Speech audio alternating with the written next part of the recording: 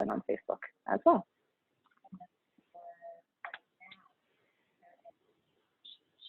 Oh, there we go. So your learning objectives for today. So learning how to utilize your Facebook publisher to schedule your posts in advance, learning how to measure the effectiveness of your efforts when you're looking through your insights, and then understanding the difference between growth, engagement, and reach. And we'll talk through selling, like we've mentioned as well. And if everyone can just, a few people give me a nod in the chat that we're good to go for sound, you can all hear me okay, and then we'll jump in with the content.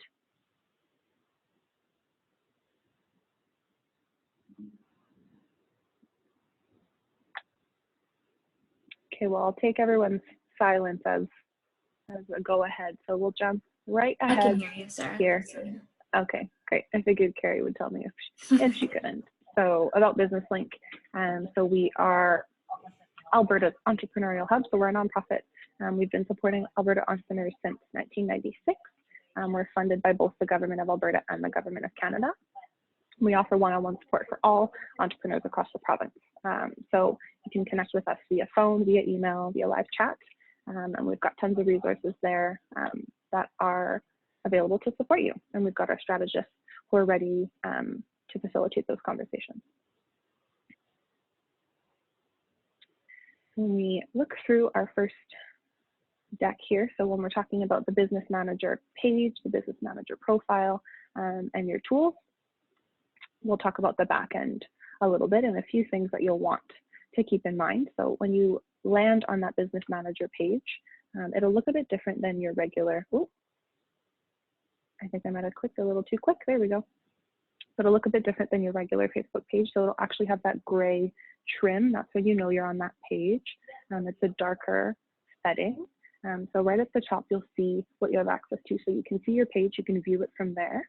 You have access to your ad center, your inbox if you get any messages through Facebook or through Instagram if you're linked accounts there. There we go. You can manage job postings if you want to post any jobs to that page. You've got your notifications. Oh, we're just ready to go, it looks like. I'm going to turn my mouse off just to make sure we don't skip ahead. And then you've got a few more things in there as well. So today we'll touch on events, your publishing tools, and then that ad center, which Carrie and Shay spoke to a bit last week. So we'll just briefly touch on it, but we'll sort of wrap up that conversation as well. So when we talk about events, so hosting events, we've mentioned this before, hosting events are a really great way to stay connected with your audience. And they're a great way to connect with a smaller, more specific group of your clients or your customers. So you can schedule events in your page, you can schedule them, there we go. You can schedule them to go live on a specific date. So if you know that you've got the information you need and you want to post the event right away, you can share it as soon as you've created that, or you can actually save it as a draft. You can schedule it to go live on any particular date. And you can also schedule your posts like you would schedule posts on your page. So you can go in and schedule them. You can create drafted content. It allows you to sort of better engage with your followers and stay top of mind when you're hosting an event. So I'm sure we've all been in the situation where if we've RSVP'd to an event, whether it be on Facebook or maybe another platform, and we don't really hear much about the event or from the presenters or anything up until maybe the day before or the day of. And sometimes those things can slip our minds if we've got lots going on. So especially in a time like right now, it's really important to make sure you're staying at the top of everyone's mind. You're reminding them that your event is coming up. If there's anything they need to do in order to participate, that they're ensuring that they have what they need, they've registered properly. If it were to be a physical event, maybe you're sending them reminders about parking instructions, that sort of stuff, just to stay top of mind. And it's also nice because it's a more personable, a more authentic reminder than those generic ones that Facebook will send you to say, your event is coming up in X amount of days, or your event is tomorrow. Sort of just shows that there's still a conversation happening within that group of people, and people can feel welcome to post questions or ask if they have any concerns, or sort of get in touch with you that way. So your events capabilities are really pretty flexible. You can host all sorts of events. So you can actually host a physical event like we've mentioned. So if it's at your space or in a location, you can host a virtual event, which is a lot of what's happening right now. So if you're hosting a webinar or an online chat, you can schedule those to pop up, and so they'll be in people's calendars whenever they're on the platform. if you're maybe having a promotion or a sale. So if you're a retailer and you've got an exciting promotion coming up that you want people to keep in mind, so maybe there's a big blowout sale happening on the first Saturday of the next month, you can schedule that as an event. People can RSVP, so you can sort of gauge interest, gauge how many people you might have coming into your physical space, see if there's a lot of conversation, a lot of questions, to sort of make sure that the information is clear and people know where they can find you and how to sort of take advantage of that promotion. And you can also celebrate or highlight something else in your ecosystem. So maybe there's a special day or a week or a month that you want to highlight with your audience that's really relevant, and that you want to engage with them about. So this is where that social listening piece comes in. We talked about this a couple of weeks ago, but you want to make sure it's relevant for your audience and that is appropriate to share. So for example, if you have a Cinco de Mayo event, if you're a restaurant, you're doing maybe a dinner special for 2, or you've got live music at your restaurant, that's an event that you can maybe create, to share some content about, engage with people, see what they're looking for when they show up in your space that evening. If people need to book reservations, you can put information there to say, we are no longer accepting reservations, or we are from this time to this time, walk-ins are from this time to this time, those sorts of things. But again, you want to make sure it's relevant for your audience. So if you are a retailer and you're really not offering much for Cinco de Mayo, that maybe just is something that you post as that fun, engaging content on your page, but you don't need to create that event or experience around it per se.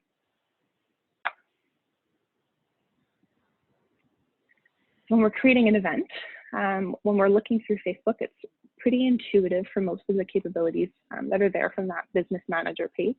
But when you walk through the steps of creating an event, you would go to your events tab, you would click create event, and these are the prompts that you would see. So you'll want to choose a photo. Sizing wise, you'll want to make sure that it's high resolution. Some good sizing recommendations are to have it about 1920 by 1080. So that'll give you a really nice clear photo. So that's, 1920 by 1080.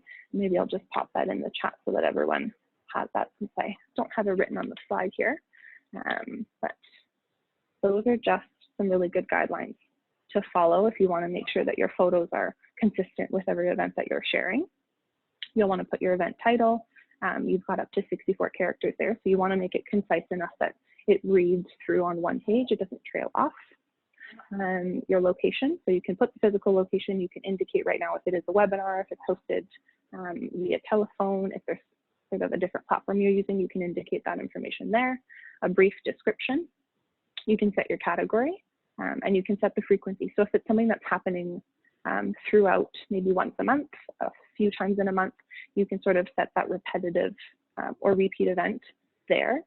So that's a nice way to sort of keep it top of mind as well. If it's something you're hosting in a space every Saturday, every first Saturday of the month, you have it as a recurring event, so that every first Saturday of the month, you've got an event popping up on people's Facebook page, reminding them of what's to come. You can set up a co-host. So if you're collaborating with someone on the event, you'll want to make sure you have a conversation with them first to determine that sort of that relationship is clear. If you are in fact co-hosting, if there are any stipulations with that information being shared on their page versus yours, you just want to make sure that that's really clear before you go ahead and click co-post. Any other details, some keywords that you want to include. So for us, we would often use keywords like business or entrepreneur. So you want to think about what's relevant for your audience and how you'll sort of engage with others outside of your audience there. You can add a confirmation button for people to confirm their attendance, or a ticket link. So if you're using Eventbrite, for example, to drive ticket sales, if it's something that people will need to purchase a ticket for, you'll want to link through there to make sure that they're completing the process. They're not just RSVPing to the Facebook event, they're actually purchasing their ticket and they're ready to go. And your options at the end for posting, you can allow anyone to post if you'd like. You can sort of regulate those posts. So you can select that people will have approval. So right below it says only admins can post or anyone can post. Once you select that anyone can post option, it'll give you a second option to see if they'll need permission for it to appear on the page. So if you want to make sure that the types of questions you're getting in that event are relevant and appropriate, that's something to consider. But if you're not concerned about that with your audience, then anyone can post and they can have those conversations amongst themselves there as well. That event, and we'll quickly talk about creating Facebook groups, which we've talked about a few times as well in our last couple of weeks. So you can create groups within your page for those smaller segments of your audience. So similar to what events can do, it allows you to tap into a smaller piece of your business. And what's nice now is that as a Facebook page, you can also join events, or sorry, join groups.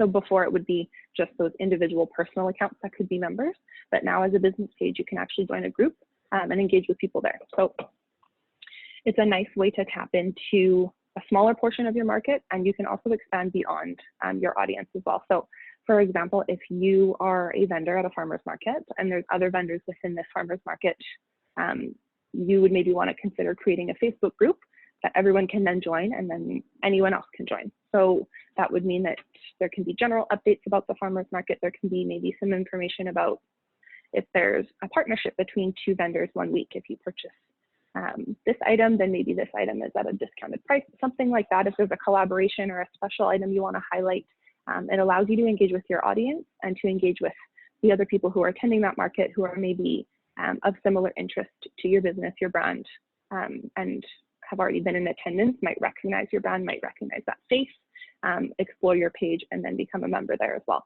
So just another option to sort of expand and broaden your reach. And when we talk about actually publishing, when we're in that Facebook Manager. So again, very intuitive and straightforward. So when you're creating your post, this is what you'll see. So at the very top, you can see you can create a post. You can create an event from here. You can create an offer. So if you're selling through your page, which we'll talk about later, you can create a promotional offer there if you're posting a job.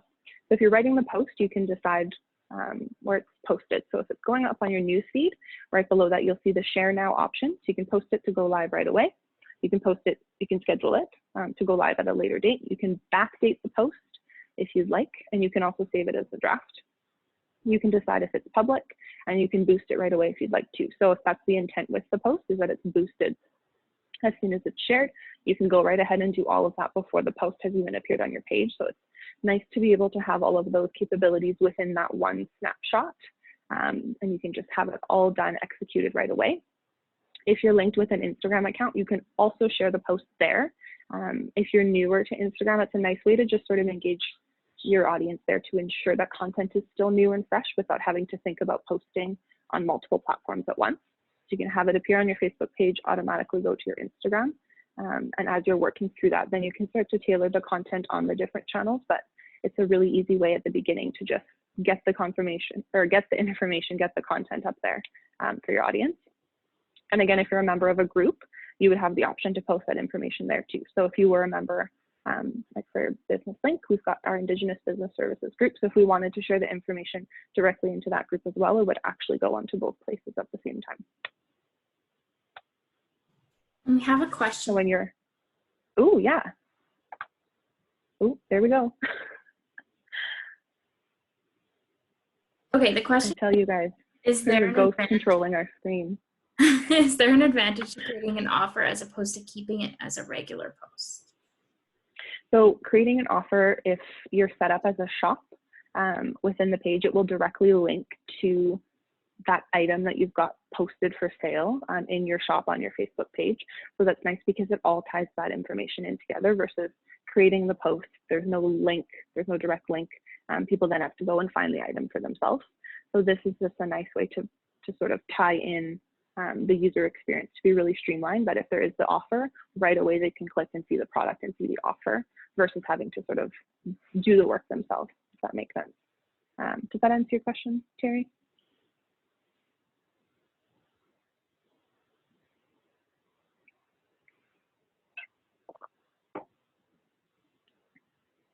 I don't have a shop. So if you don't have a shop set up, then by all means, a regular post. You won't need to set anything up as an offer. That will only link through if you've got your shop set up. So a regular post sharing the information about whatever promotional offers you have will be just what you need. Yeah. So when you are on the back page, this is what you'll see. So on the left-hand side of the screen, you'll see your published posts, your scheduled posts, your drafts, and then any posts that are expiring. So you can set a post to expire if you want it to be removed from your timeline after a specific amount of time. I don't know that that is something that happens too often, but if there is, for example, something that you want to expire within a month. If it's maybe a giveaway, so that there's no confusion when people are landing on your page, it avoids you having to go back through to update that information to say this giveaway has closed or what have you. So that's an option for expiring posts. You can look through your video library, videos you can cross-post. So again, if you're members of different groups, multiple pages you're managing, you can cross-post your content there. So that's a nice way to, again, reach out to a larger audience. You have your shop options on the side, your events options, all of those things. So you can sort of navigate that yourself and see what's relevant for you to learn a bit more about. Facebook does offer a lot of support and has a lot of sort of FAQs, tutorials. It really walks you through everything if you have questions. So I'd explore it there, see if they're able to sort of walk you through the things that you're interested in if we haven't touched on it today. And we're available to support if you've got more questions. How do you cross-post? So when you have the capability to cross-post a video, if you were to click on that button, so where it does say videos you can cross-post, it'll then show you the options of where you can cross-post that content. So if you open up a video or photo and you click edit, it'll come up as an option for you to cross-post if it's an option for that content. So depending on where the video was posted originally, the length of the video, that sort of stuff. But it's quite intuitive once you're editing the content. And so when we talk about planning content, which we've mentioned and chatted about, I think it was maybe 2 weeks ago, but you can plan in bulk. So you can plan to go into Facebook beginning of the week, beginning of the month, schedule everything in there. You can use maybe a Google Calendar or another scheduling tool to have sort of, as you brainstorm through your month, to plot your content there. And then you can dedicate some time to go into Facebook, schedule it right away. You'll see everything come up. And that sort of ensures that you know you're on track and you're ready for the month out, and you can go in and change things as you need. You can create that content calendar or a content bank. And what's nice with Facebook being having the capability to save drafts is that can actually just become your content bank too. So if you're feeling like you've got a lot of ideas and you want to sit through and draft a few posts, you can save them directly into Facebook. And then when you're needing inspiration or you're needing content to share, you can go back through there. And since it's already drafted and ready, it's as simple as clicking share now. So that's a really easy way to have content ready to go if you're ever feeling like there's sort of a gap in your content calendar. And then when we look at our ad center, so this is what Carrie and Shay spoke about last week. So when you do visit the ad center, your overview will be right at the top. So you can see your summary. You can visit it from either the last 7 days, 14 days, 60 days. You can customize that. It'll tell you how much you've spent on how many ads in the last or in that time frame. And it'll give you a breakdown of each of those ads. So if you look to the right, that's got some of our more recent ads, and we've been looking at getting event responses, post engagement. Those are our two most used, I would say. And from there, you can analyze the results. So you can look at the reach, you can look at how many responses there were, you can look at what engagement was like, you can start to analyze your content and see what's been successful for you. And you can maybe start to identify what things you want to keep in mind when you're drafting and boosting as you go forward. And does a draft expire? Not that I'm aware of. I have yet to see something expire. Carrie, I don't know if you've had any circumstance where that's, yeah, as far as I'm aware, it will live there until you either delete it or post it. So you don't really have a time limit, which is nice. Some other tools that you can explore. So we've got Later and Planoly, which will help you sort of plan out those Instagram grids. So once, like we've said, you can use Facebook to post to Instagram complimentary. So you can have that same exact content go up there, but once you're ready to start exploring what that looks like as its own platform and having its own strategy, you can use Later, you can use Planoly, and you can use Hootsuite. And Hootsuite actually has the capability of scheduling across multiple platforms. So from there, you can sort of see what's going on Facebook, what's going on Twitter, what's on my Instagram. So it gives you a really nice comprehensive overview once you want to start exploring those other options. And I think Carrie will take over from here to chat a little bit about insights, and then we'll talk about selling.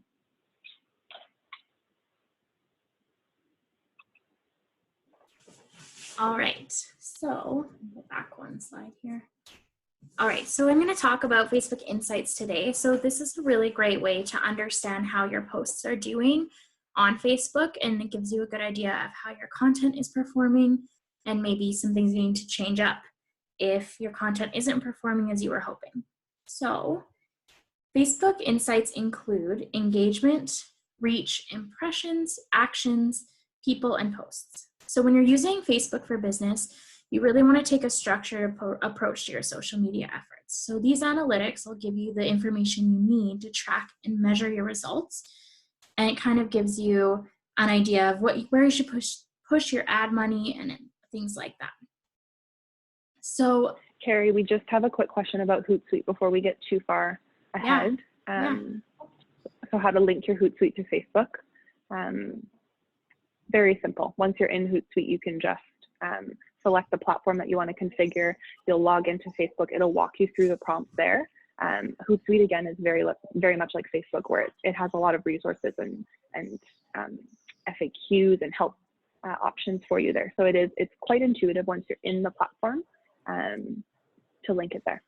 Yeah, and it also, just a side note, if you're using Hootsuite to plan for Instagram and Facebook, in order for it to direct publish to Instagram, you need to set up your Facebook and link it together. Otherwise, it won't automatically publish to Instagram. You'll have to go in and do it yourself.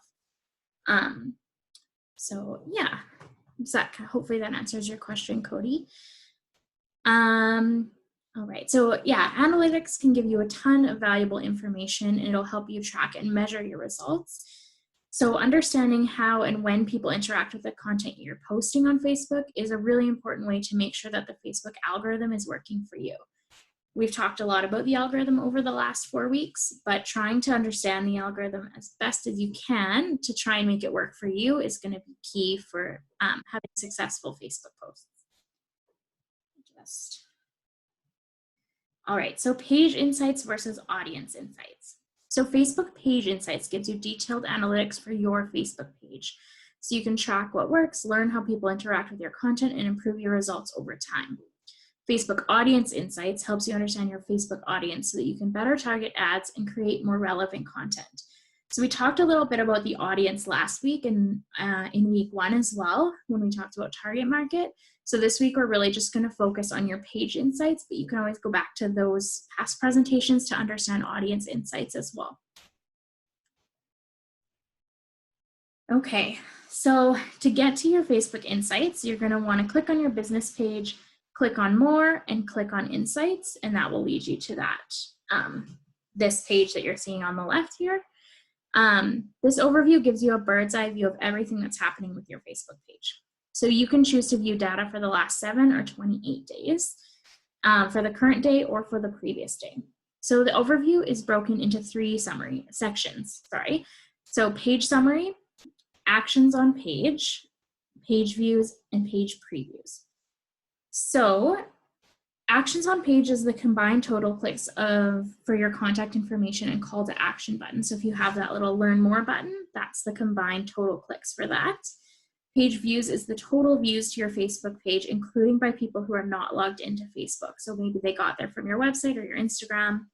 Page previews is the number of times people hovered their mouse over the page information to see a preview of your page. Page likes is your number of new likes. Post reach is the number of people who saw your post in their timeline. We're going to go through reach a little bit further in a couple slides. Recommendations are the number of people who recommended your Facebook page. If you can get friends and family to recommend your Facebook page, it will show up higher on that algorithm like we talked about. So even running a contest, getting people to recommend your page can help boost you in that algorithm a little bit.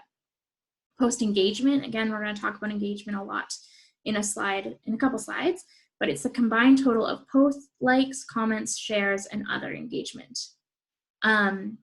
Responsiveness is an evaluation of how often and fast you respond to messages. We talked about this, I think, in week 1, but the quicker you can be there, the better. You want this to be really low, because then Facebook will say that you're really good at getting back to people. Videos, the number of video views that are 3 seconds or more. So it doesn't necessarily have to be your full video, it just has to be over 3 seconds of your video. Page followers, so the number of new followers, and then orders. If you have that order shop set up, it'll tell you your earnings, and you can get more detailed information on any of these charts by clicking on them over here when they show up. So engagement. Engagement is really important because it measures the number of times someone took action on your post. So that could mean clicking a link from your post, liking your post, sharing your post, making a reaction, or leaving a comment. You can see this chart for your post in the post section of Insights. And engagement is important because you want people to have engagement with your post or be engaging with your content, or else it could mean your content is not responsive with your audience. They're not really feeling any need to interact with you on that content. Will you send us the details for each of those engagement sections?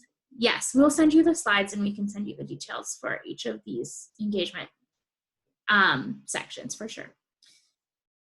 Engagement is one of the most important Facebook metrics to track, I would say. So it's a sign that people actually like your content. But another reason engagement is so valuable is because it gives you more exposure to your audience. So as we've talked about, Facebook uses that algorithm, so it determines where your posts show up in your follower newsfeed. And the purpose of the algorithm is to surface posts that the users are more likely interested in. So if your post is receiving a lot of engagement, that signals Facebook to think that your posts are very popular, so they'll be more likely to surface to your followers. So looking at this little chart, it kind of just shows your last 5 posts, your reach and your engagement. So right now we're talking about engagement. So you can see how many people clicked on that or reaction, comments, and shares. So as you can see, the best one was Meet the New Report in Town. And this one got 19 post clicks and 9 reaction, comments, and shares. So you can really see how your engagement is looking by going through this little chart, and you can see all posts as well. So you can see your top posts of all time and things like that. So reach. Reach is the number of people your content is seen by on Facebook. So this can be either through organic, which means without putting any advertising budget behind it, or paid. So Facebook switched this algorithm several years ago. So a lot of people noticed their content reach dropped dramatically. Some people only noticed 2.6% of their followers are seeing their posts. So if you've built up a large audience, it doesn't mean they're seeing your posts. This is where reach comes into play and where you can really see how many of your followers your posts are reaching. So while organic reach is great, and it has decreased over the years because of that algorithm, paid reach can give you the boost you need to see more of your followers to see your posts. So this is like what we talked about last week with boosting those posts or creating an ad that will help you reach more people. And like we talked about, boost an organic post that's performing well. If it's performing well already, it will perform well when it's boosted as well. Facebook ads in general will help you reach a larger audience, but the more people your posts are reaching, again, you'll get bumped up in that Facebook algorithm. Impressions. So another Facebook metric that's related to visibility of your posts is impressions. So while reach teaches you how many people saw your post, impressions measures the number of times your post was seen. So this includes if one post was seen multiple times by a single user. So to see this, you're going to click on where it says reach, organic, or paid, and you can switch this to impressions. You'll be able to see that. Impressions can give you a good idea of the viral nature of a post. We're always talking about posts going viral, so impressions can give you that idea. So one person may get exposed to your post several times, and if they saw it once on their newsfeed and then again when a friend shared it, that's 2 impressions. While all the content is being thrown at users on a daily basis, the more times they can see your post, the better. There's a rule of 7 in marketing where essentially if you can get someone to see your message 7 times, then they will take action. So that's still a concept used a lot in digital marketing. So you kind of want those impressions to be hitting people around 7 times if you can. Page likes and follows. So page likes are the number of people that follow your brand on Facebook. They liked your page or opted in to have your post show up in their newsfeed. You can think of them as subscribers like with your newsletter. So if you want to go in, I'm getting tongue-tied. If you want to go more in depth, you can visit the likes tab in that Insights page. And here you can see how your page likes trend over time, as well as the number of unlikes and a breakdown of organic or paid likes. Page likes are often considered a vanity metric, and people think that it doesn't really matter, but they do, and they don't represent how successful your marketing campaigns are on Facebook, but they do show your audience size over time. So if your audience is stuck at a certain number for months, it means either you're losing the same number of likes as you're gaining, or now people aren't going through and following you. So you want to retain your current followers and add on new ones. But if you're not measuring your audience growth, you won't know how you're doing on that. So my suggestion is setting up a growth rate for yourself. So having a goal of maybe 2% month over month, your Facebook likes are going to grow. And then you can just monitor it and see how you're doing and adjust your content based on how that's going. So video metrics. So we mentioned this before, but videos are a really popular way to market on Facebook. So they are the content that is most viewed. So if you can incorporate some videos into your marketing, it will help all aspects of your brand. And Shay mentioned last week that you can create videos within Facebook using a bunch of different photos or content, and it'll make a little video for you almost. So using that tool will be really helpful in getting more people to see your posts. So there's lots of data behind Facebook video posts, but you're going to want to focus on retention. So retention is how long people are watching your videos for. So if you post a 10-minute video, but people are only watching 30 seconds, you might want to consider cutting it down to find out what percentage of your videos people watch. And you can check out the post details section in your page insights. And then also looking at that video engagement piece is really important because, again, you want to be measuring how much people are engaging with those posts. Is the slideshow option gone now? I don't think, Sarah, is the slide option gone? I didn't think so. It shouldn't be, but sorry, Carrie.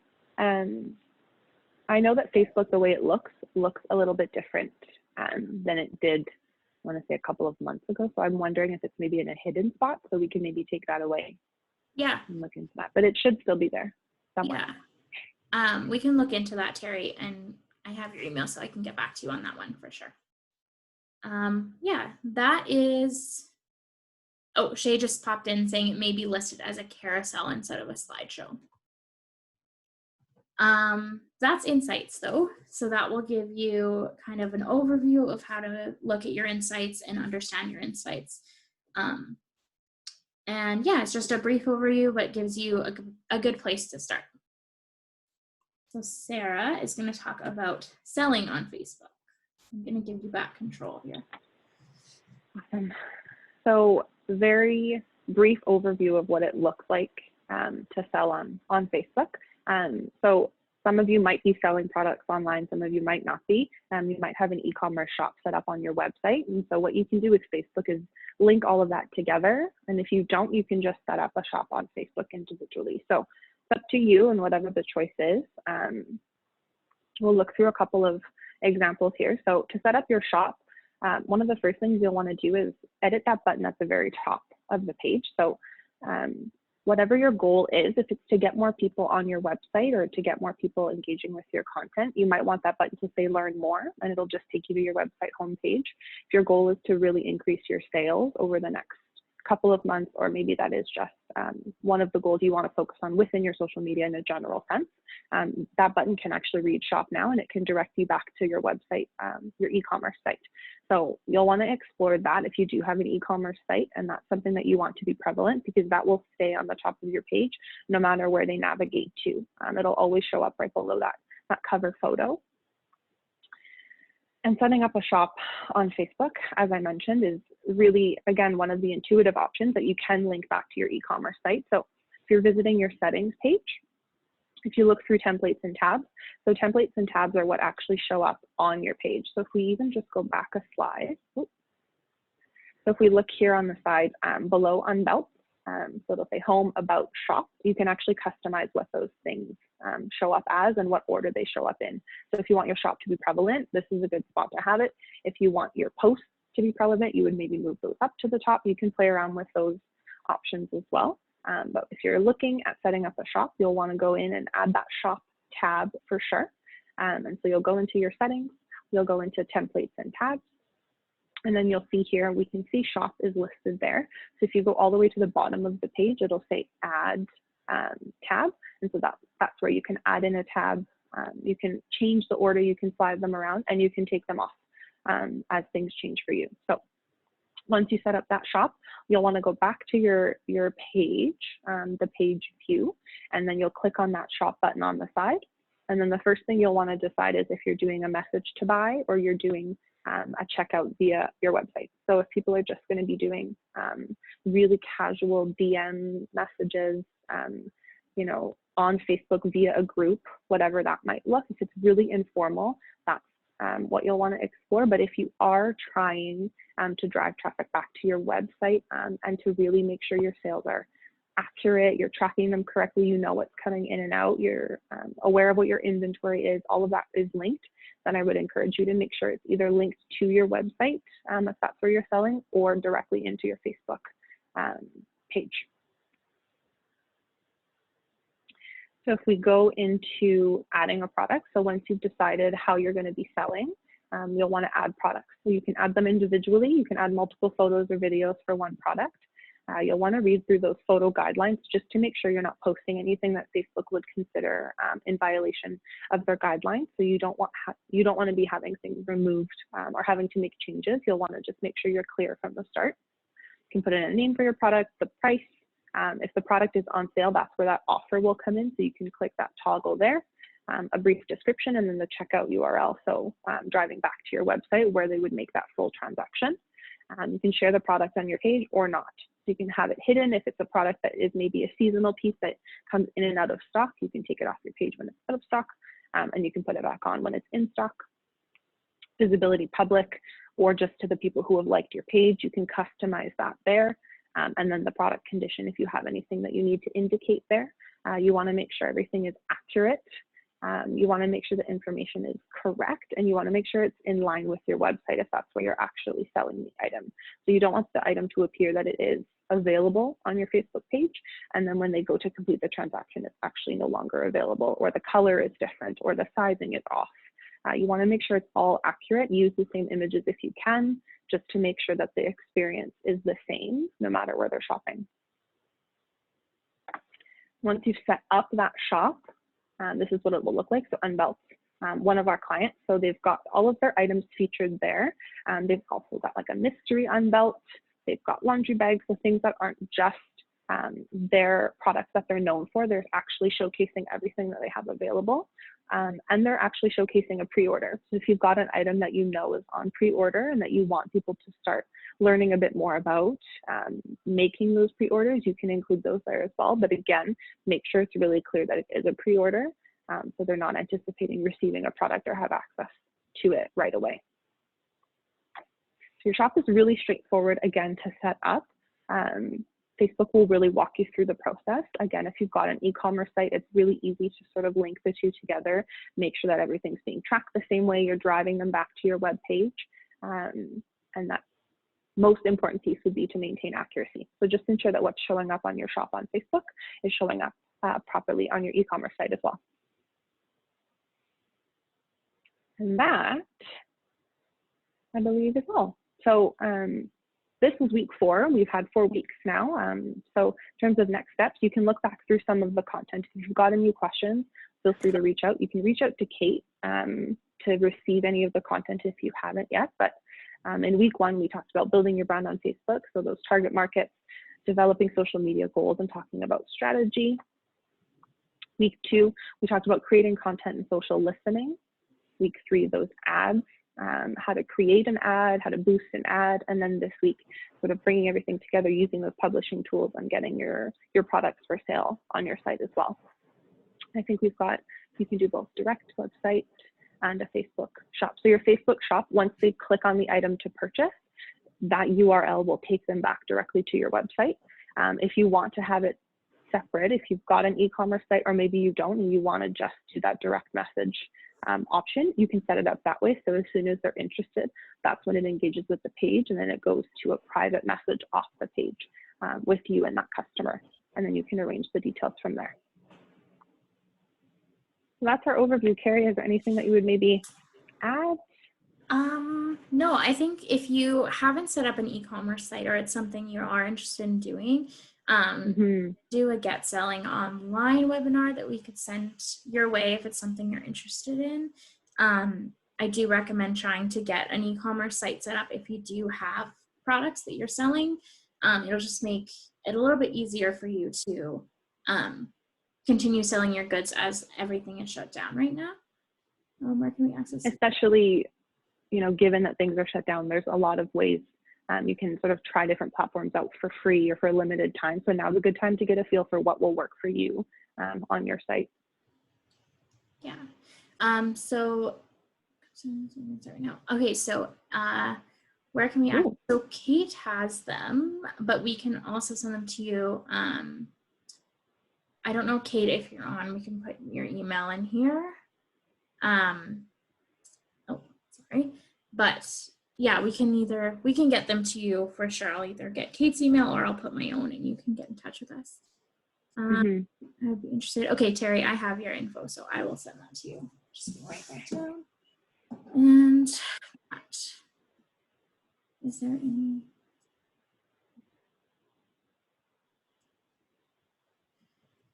Sarah, do you? So if you're using the shop tab, you do have to upload that basic information. So you do have to upload sort of the photo, the description, that website link. So those bare minimum pieces. And again, you can use exactly what's on your website. So it's just a matter of ensuring that the photo meets the requirements and fits with the guidelines. And that URL would just drive them right back to the website. So you don't need tons of information if it already exists on your e-commerce site, but unfortunately there's no way for that site to just pop up automatically on your Facebook page. You do have to import that information, as far as I'm aware. I'm just putting in my email.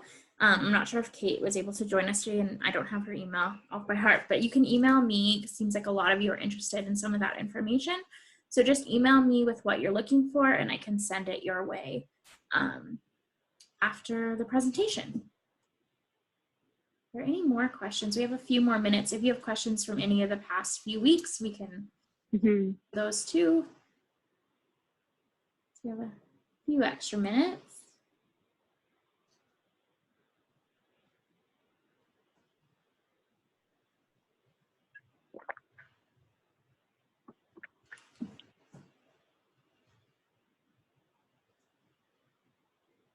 Okay, it looks like we have everyone is good to go. Again, feel free to email me. If you want to get in touch with Sarah, I can give the information to her. Is there a replay option? Yeah, we did record all the webinars, so we can definitely, you can replay the video and view the slides as well. Yeah. Great, and I think Kate has been sending out a survey, so if you can fill that out, let us know if there's anything you want me to see that you didn't see. But otherwise, good luck with the challenge, and I hope you all have a great day. Thanks, everyone.